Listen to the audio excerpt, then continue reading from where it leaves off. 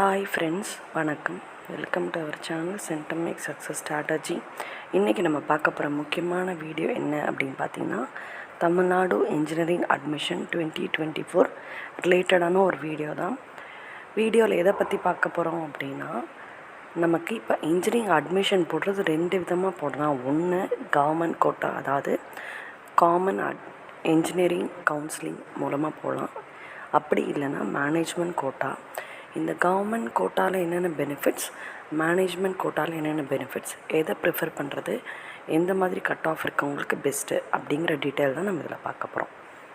First government quota அப்படின்னு எடுத்துக்கிட்டோம் அப்படின்னா, இது எப்படி கால்குலேட் பண்ணுவாங்க அப்படின்னு பார்த்திங்கன்னா, எல்லா ஸ்டூடெண்ட்ஸோட மார்க்ஸ் வச்சு கட் ஆஃப் ரேங்க் லிஸ்ட் போட்டு அந்த ரேங்க் ஆர்டரில் 3 ரவுண்டாக பிரித்து டாப் ரேங்க்லேருந்து போடுவாங்க. ஸோ வேக்கன்சிஸை பொறுத்து நம்ம எந்தெந்த காலேஜஸ் அவைலபிளாக இருக்கோ, அதில் எந்தெந்த டிபார்ட்மெண்ட்ஸ் அவைலபிளாக இருக்கோ அதை நம்ம எடுத்துக்கலாம்.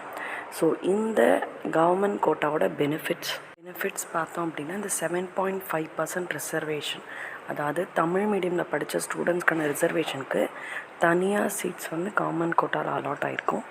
இந்த சீட்ஸ் மேனேஜ்மெண்ட் கோட்டாவுக்கு கிடையாது.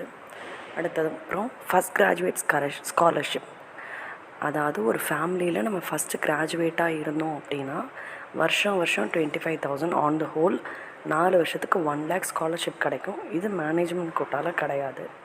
மூணாவது பிசி எம்பிசி ஸ்காலர்ஷிப். நம்ம காலேஜ் சேர்ந்ததுக்கப்புறம் yearly once BC MBC scholarship நம்ம அவைல் பண்ணிக்கலாம். இந்த ஸ்காலர்ஷிப் வருஷத்துக்கு 8,000 ருபீஸ்லேருந்து 12,000 ருபீஸ் வரைக்கும் வரும். இந்த ஸ்காலர்ஷிப்பும் நம்ம மேனேஜ்மெண்ட் கோட்டாவில் போனோன்னா கிடையாது. அடுத்தது ஈஸி லோன் ப்ராசஸிங். இந்த loan management quota, government quota ரெண்டுக்குமே உண்டு. ஆனால் நம்ம கவுன்சிலிங்கில் வந்தோன்னே இதை அவைல் பண்ணுறது கொஞ்சம் ஈஸியாக இருக்கும். Last but not the least, parent side burden யோசித்தோம் அப்படின்னா மேனேஜ்மெண்ட் கோட்டா விட கவுன்சிலிங்கில் ஃபீஸ் ரிலேட்டிவாக லோவாக இருக்கும்.